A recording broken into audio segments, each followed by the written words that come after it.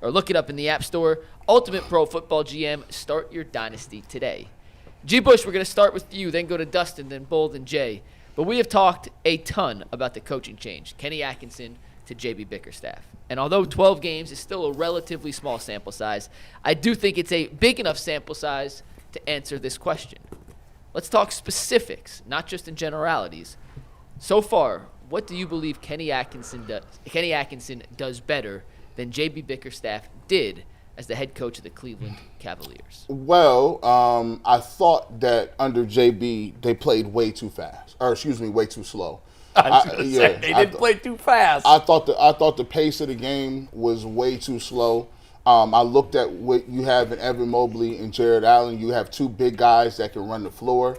I figure like, hey, why are you not getting those guys out in the break?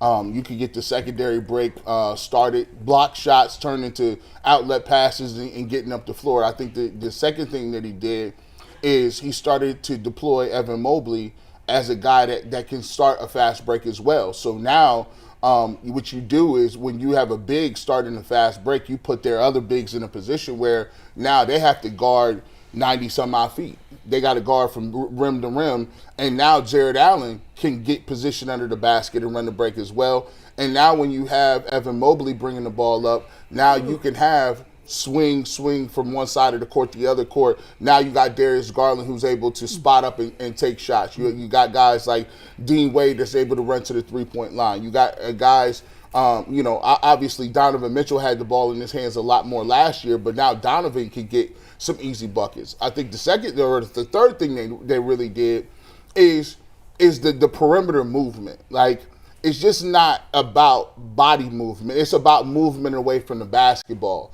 It's not about pick and rolls. As you can see right here, there's bodies moving everywhere. You got guys moving on the weak side. You got defenders need to be watching guys that are on the weak side as well as front side of these plays. It's just not a heavy dominated pick and roll action. It's body movement. It's ball movement. It's swinging and being in the right positions. I also think that he had a game plan for every one of these guys coming into this season. He wanted Donovan Mitchell not to have the ball in his hands so much. We made jokes, and not even really too many jokes, about George Niang. George Niang came into the season much more slim. Evan Mobley came into the season with more ball handling, playmaking ability. And I think Darius Garland came back into the year where he feels more comfortable, obviously adding the weight. But I think more than anything, is like he just gave them confidence to be like, listen, you guys were a good team last year. You guys were on the right track last year. You just didn't have the tools to unlock certain things. And so, Dustin, for me, I like the fact that Kenny Atkinson, you know, as a former player, when somebody tells you, hey, Dustin, hey, listen, now you can play zone or man. Mm-hmm. We comfortable with you out there regardless of what it is. You know what I'm saying? That gives you the little extra oomph to go out there and play with that confidence. Yeah, no, I agree with that. I think he's definitely given the players a lot of confidence. I also like the way that his rotations have improved. And what I mean by that is, like, you hit on all those great points, like about the ball movement and how the team looks and how they're playing with spacing. But a lot of that comes from who you're playing, right? When you can get a Sam Merrill to come in and give you all those minutes. I mean, he did for JB at times, but JB then would go away from it. Yeah. The Ty Jerome thing has just been incredible. Like, he's playing players who, when they give you productivity, whether it be off the bench or as a starter, like he's tapping you on the butt and bringing you along. Like, I don't know, man. He looks like a basketball coach. He sounds like a basketball coach. The team looks like a basketball team. I don't know. Maybe they're a basketball team, right? If it looks like a basketball team and that whole deal, like, I don't know. It's what we thought the team would be for the last 3 years. Yeah. And again, it's still early.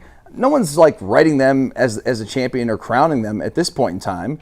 This is a fun ride, man. They're the talk of the town, talk of ESPN. You know, Sports Center. And when has that ever happened without LeBron on the team? You wish it would have happened more when you were working there. Yeah. Well, it did happen the whole time I worked there, but that's because LeBron was there for many True, years. but this is without LeBron, which makes it even sweeter. I agree with that. I think this makes it even sweeter. Yeah. Heck, someone that had a tweet, God, who was it the other day, about like Donovan Mitchell, could he be the best Cav ever if they win a title? I'm like, man, that's an interesting conversation. I think it was a declarative, not a question. Maybe it was. He said if he was it someone on this show?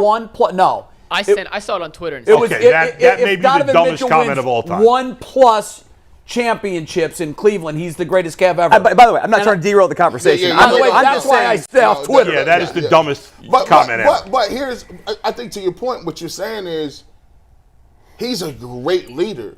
Like, he's a great, like, the fact, I have a lot of respect for him, what he did for Jared Allen. Because Jared Allen, people was on him for not playing. Mm-hmm. And Donovan Mitchell stepped up and said, nah, man, this is one of my best guys. He played all year when other guys was out. What he did for Darius Garland. Like, he's always been pouring into Darius Garland, being like, yo, Darius Garland is a bad dude. Darius Garland had a bad year. Y'all need to stay off him. He took a lot of that. Mitchell now? Donovan Mitchell said that about Darius Garland. Right. And basically, he said, I believe in the unit that we got. You get me a coach that can get it together, and I'll change the way I'm playing so these other guys can eat. Mm-hmm. And that's rare, by the way, for superstars in sports. Getting what back have to you noticed? Go ahead. What was that, Mike? I said, what have you noticed in terms of differences? So the question is not what does he do better than JB, it's what doesn't he do better than JB, because I can't think of anything he doesn't do better than JB. And the only argument against what I'm saying is there's just not enough of a sample size. You know, if he goes, the team's going to go through a slump at some point this season. Maybe how does he get out of that? Maybe defense, but I think JB prioritized defense so much. But I just don't even care. I mean, like, when you're scoring as many points as they are, the defense doesn't even. And what good does it do you in the playoffs if you can't get buckets? Right, but aren't they still pretty good defensive efficiency? They are still top 10. Yeah. So you don't have to be number one on defense. You just got to be good. You don't have to be the best.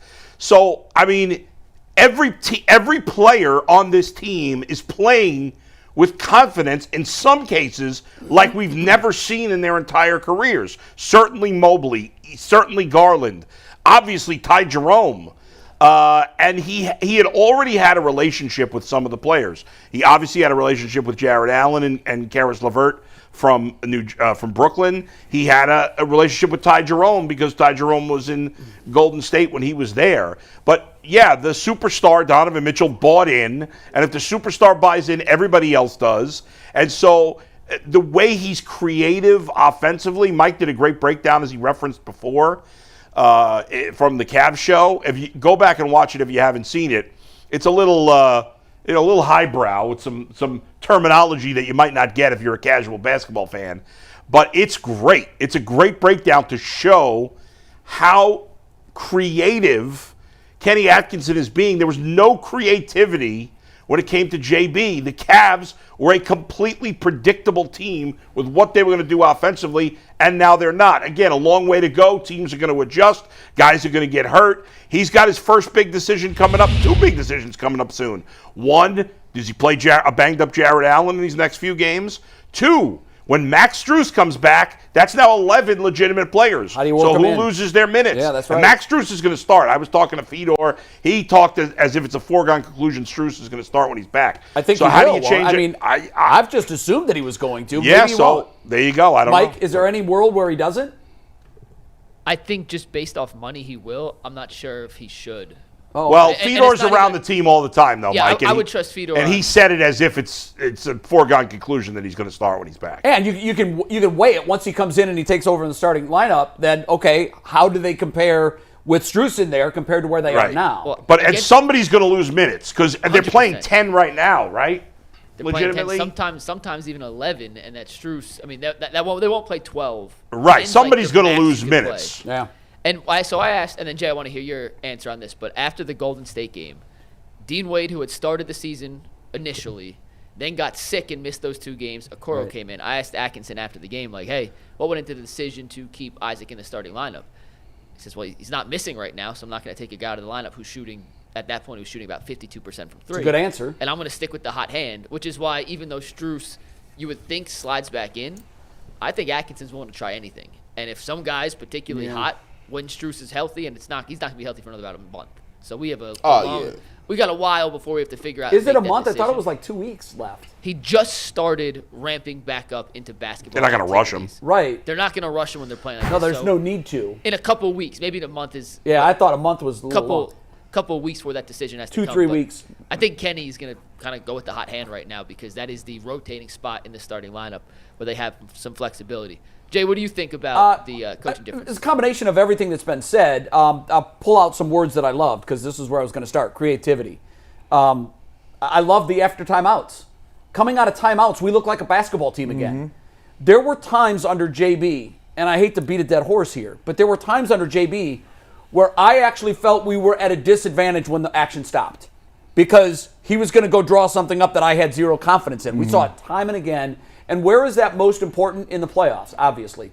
You call a timeout for various reasons. Either you're going to stop a run or it's late in the game and you want to strategize. It always felt like when JB did it, it blew up in our face.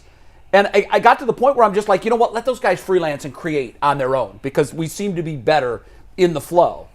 But I don't know if there, Mike, is there a stat for out of timeouts?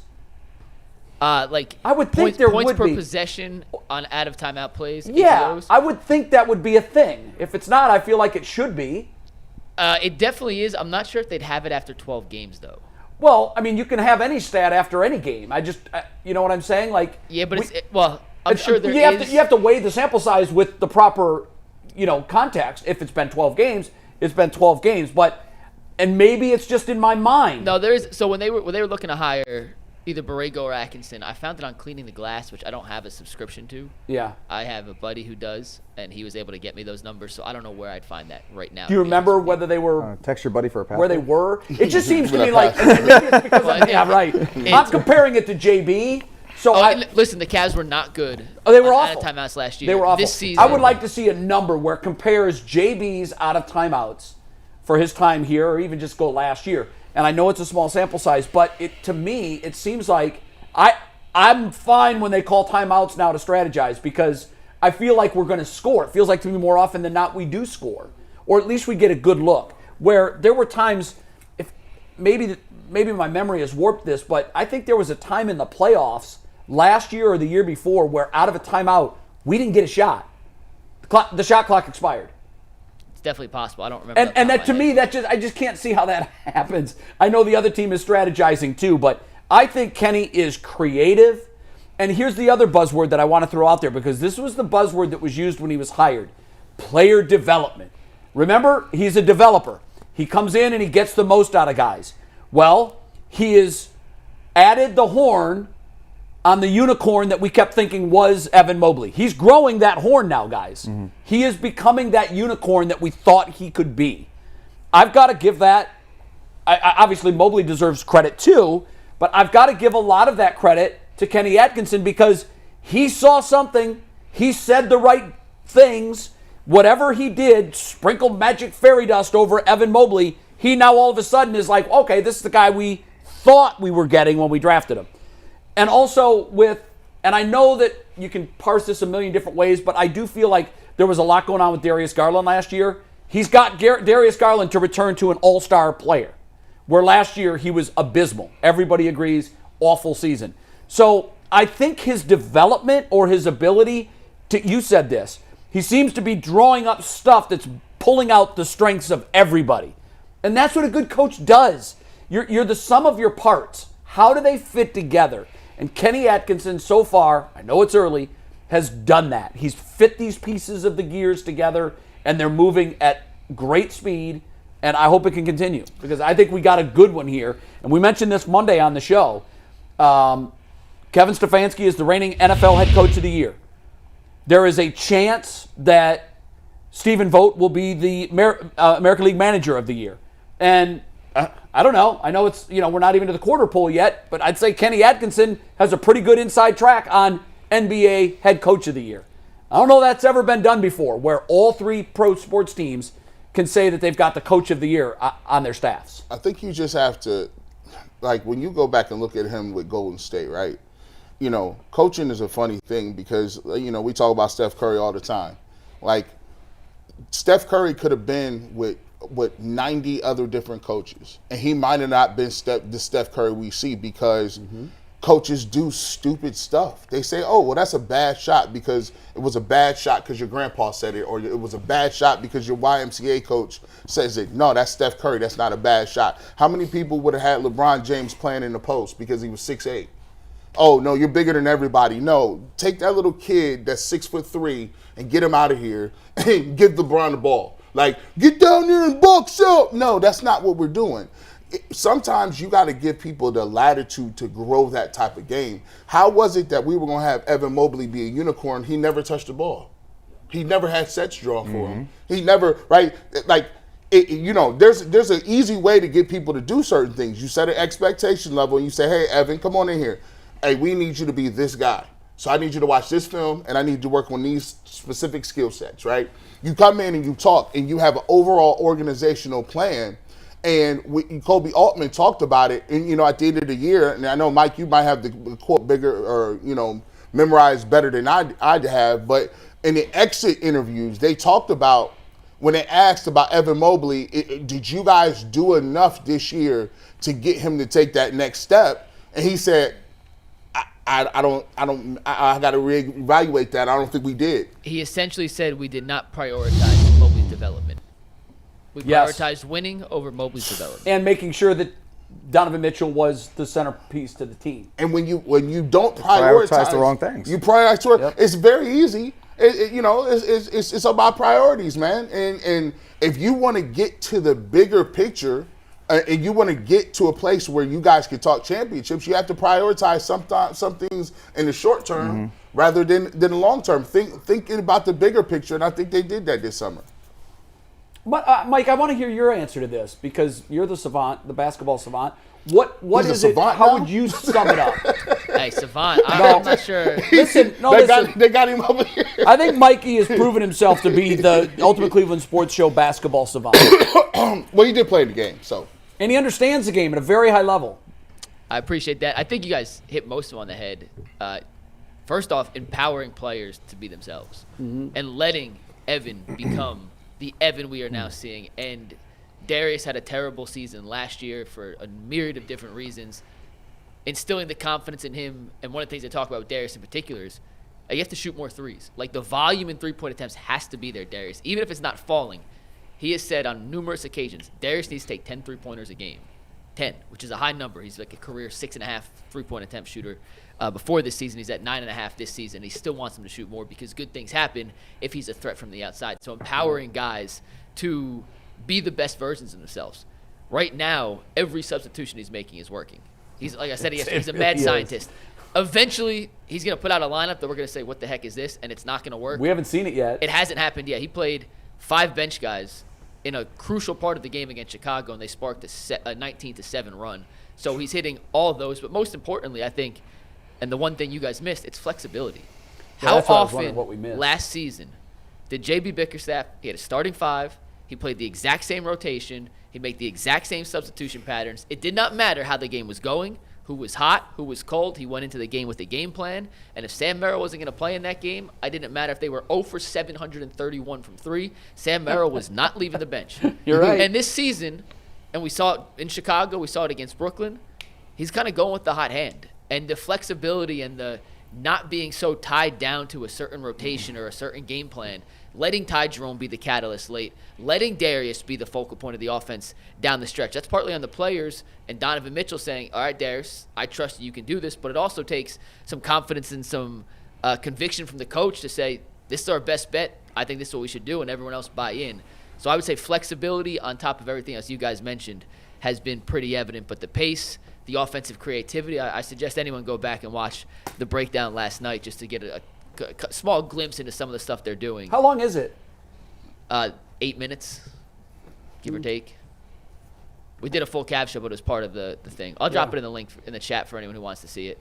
But he's hitting every right button right now, and it's hard to find any complaints when you're 12-0, and it'll come. They're going to lose a game at some point. I don't want to say I hope, but I just can't imagine they'll go 82-0. That'd be pretty ridiculous.